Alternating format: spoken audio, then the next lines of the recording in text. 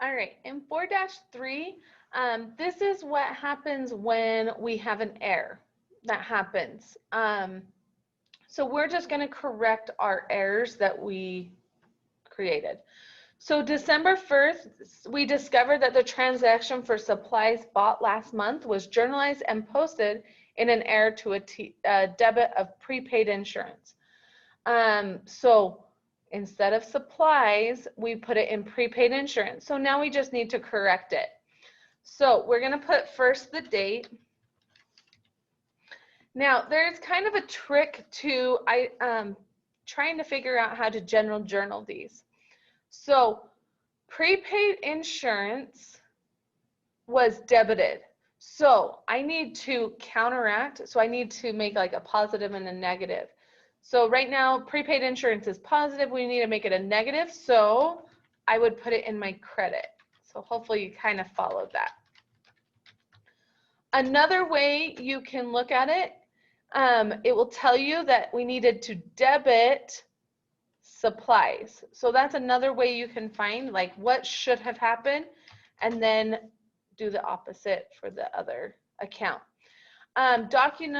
Document number was a memorandum 15 and it was for $75. And then we would also need to correct it down here in ledgers, but we'll go into that in just a minute. The next one happened on December 1st as well, and we discovered a transaction for rent expense last month.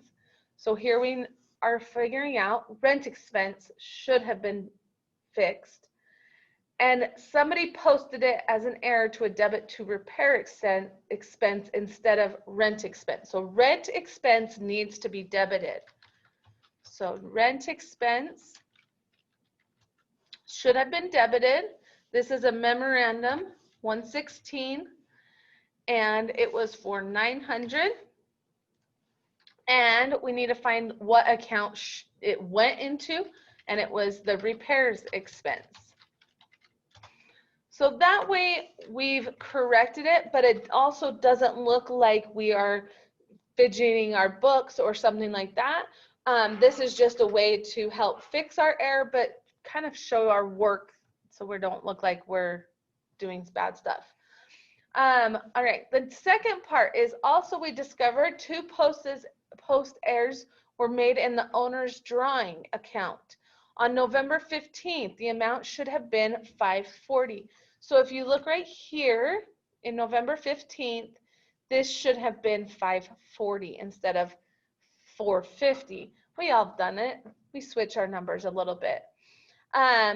November 30th, the entry in debit to the drawings for $400 was deposited. So then it makes it look like you only have $150 in your drawing.